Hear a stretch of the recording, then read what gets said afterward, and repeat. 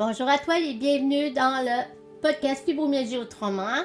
C'est dans le fond un podcast qui te donne des clés qui sont douces, qui sont naturelles et surtout humaines pour mieux vivre avec la fibromyalgie. Parce que oui, je vis avec moi aussi, donc je te comprends. Je suis naturopathe, mon nom c'est Anne-Èle Beaulieu. Je suis spécialisée en douleurs chroniques, surtout la fibromyalgie et maladies auto-immunes. Parce que j'ai ça aussi. Et chaque semaine, je t'invite à ralentir, à comprendre ce qui se passe de plus en plus dans ton corps et à retrouver un peu de ce pouvoir que tu penses peut-être que tu es impuissante au niveau de ta santé. Donc aujourd'hui, dans l'épisode 123, je continue sur la fibromyalgie et le cerveau, la surcharge. Pourquoi il tourne même au repos, ton cerveau. Pourquoi? Donc, je vais t'aider à comprendre tout ça et vraiment essayer de t'expliquer le lien entre la douleur chronique, l'hypervigilance du système nerveux et ce sentiment qu'on a mentalement d'être épuisé. Parce que oui, on va se le dire, ça fait partie de notre réalité. Donc, on commence avec une image. Image-toi que tu es couché dans ton lit. Tu es super fatigué puis tu es prête à dormir. Dans ta tête, les pensées, ça continue à tourner. Les rendez-vous prévus, les tâches oubliées, la douleur qui est ressentie, que tu essaies de gérer.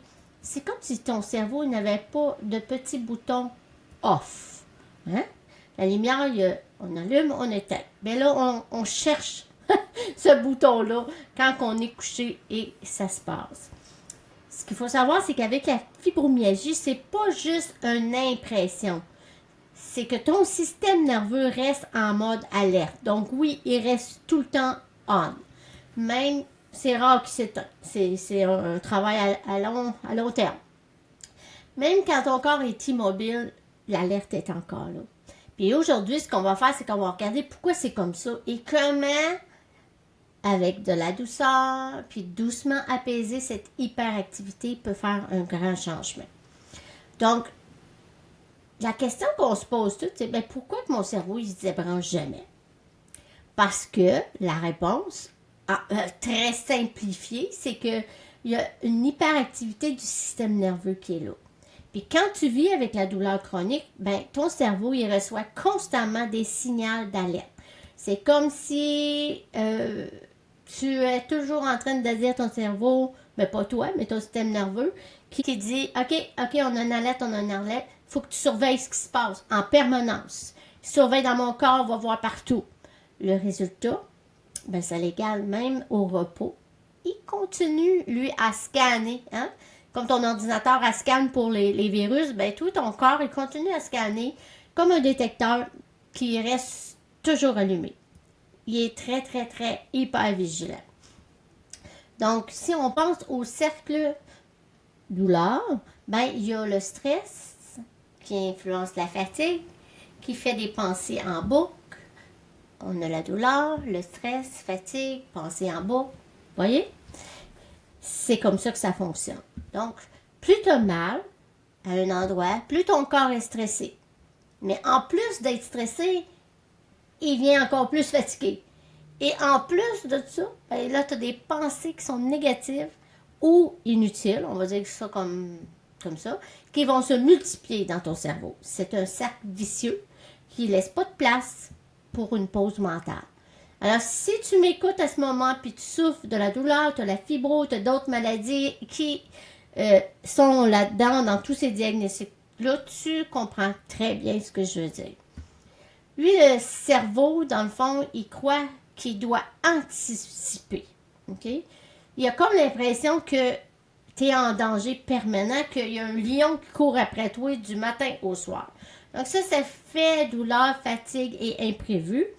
Puis il continue à anticiper même des choses insignificatives. Bon, je te donne un exemple.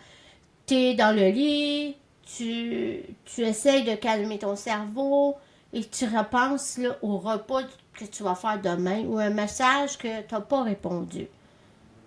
Là, ça, c'est un moyen que ton cerveau va contrôler qu'est-ce qu'il fait dans ton corps parce qu'il est en hypervigilance, n'oublie pas. Et ça t'épuise encore plus. C'est difficile, c'est le mot qui me vient. Et c'est vrai, parce que je le pratique dans ma vie. Mais c'est possible de faire des changements. Alors, ton corps est allongé, mais lui, ton cerveau, il est encore en mode actif. Fait que toi, tu fermes tes yeux, puis tu refais la journée, tu anticipes un petit peu demain, tu analyses tout, vas-tu être capable, j'ai-tu la force, l'énergie. Mais ça, c'est pas un repos. C'est pas un repos du tout. C'est comme si tu étais en veille, comme un ordinateur. Elle est en veille. Elle fait pas de dos. Elle est là, mais on la voit pas. La sensation est là d'être tout le temps branché. C'est comme un appareil qu'on ne débranche pas. Jamais. Donc, ton esprit, il reste alimenté. Je vais répéter parce que c'est super important de visualiser si tu es capable. Avec les mots que je te partage, c'est... Bon, je vais reprendre l'exemple de l'ordinateur. C'est comme si ton ordinateur, ton corps, ton cerveau, il se débranche jamais. Donc, il reste alimenté. Il est en veille, mais il reste alimenté. Ça veut dire qu'il y a du jus qui est là. Il n'est pas éteint. Mais quand tu dis, moi, je veux penser à rien. Essaye là, tu vas voir qu'il y a toujours un fond sonore, qu'on va dire, de pensées qui sont là. C'est très, très difficile d'éteindre complètement le cerveau. Pourquoi? Ben parce qu'il y a plein de stimuli extérieurs aussi qui viennent avoir un impact. Donc, les bruits, si tu es couché et tu essaies de vraiment calmer ton cerveau, puis lui donner la permission de peut-être baisser un petit peu le niveau d'intensité, là, ben, un bruit peut réactiver. Ça peut être une lumière trop forte. Tout est interprété par ton cerveau comme un signal qu'il doit gérer. Donc, la moindre relance, un flot de pensée, ben, le cerveau, il s'active. Donc, comment qu'on peut faire pour commencer à apaiser un cerveau qui est hyper vigilant? Comment on peut faire? Ben, on peut créer des micro-pauses qui sont conscientes. C'est-à-dire que tu vas réfléchir, tu vas penser et tu vas agir. Exemple, ça peut être... ça n'a pas besoin d'être une grande méditation, là, où pendant 20 minutes ou une heure, je suis couchée puis que j'essaie de penser à rien. Ça peut être juste 30 secondes. Tu ta main sur ton cœur, tu fermes tes yeux parce que ça l'aide pour les mouvements et tout ça qui pourrait, encore une fois, déclencher le cerveau à se mettre en hyper-vigilance. Donc, juste, mettons, 30 secondes. Commence avec ça. Tu écoutes ta respiration, tu fermes tes yeux en silence. Puis, même ces quelques instants vont envoyer un signal de sécurité à ton cerveau. C'est quelque chose que je répète souvent ici. Ben oui, je répète parce qu'on a besoin de saisir comment ça fonctionne. Quand on le saisit, ben on est capable de plus mettre en pratique ce qu'on a entendu, compris le mécanisme. Voilà. On veut aussi faire attention à tout ce qui est stimulation sensorielle. Donc, exemple, c'est on peut tamiser la lumière, on peut couper la TV, tu sais, genre on l'éteint, là. Couper, pas couper ta TV avec une scie, là, c'est pas ça que je veux dire. Mais tu peux l'éteindre.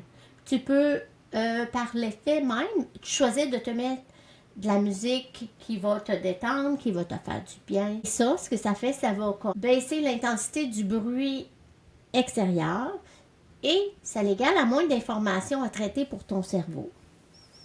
Donc, c'est vraiment des petits trucs, mais quand on les pratique au quotidien, c'est là qu'on commence à avoir des bienfaits. On peut aussi apprendre à accepter de rien faire comme une vraie action. Parce que quand on fait rien, qu'est-ce qui se passe au niveau de notre cerveau? On essaie de baisser l'intensité, on essaie de baisser l'hypervigilance et de mettre peut-être en pause quelques secondes si on y arrive.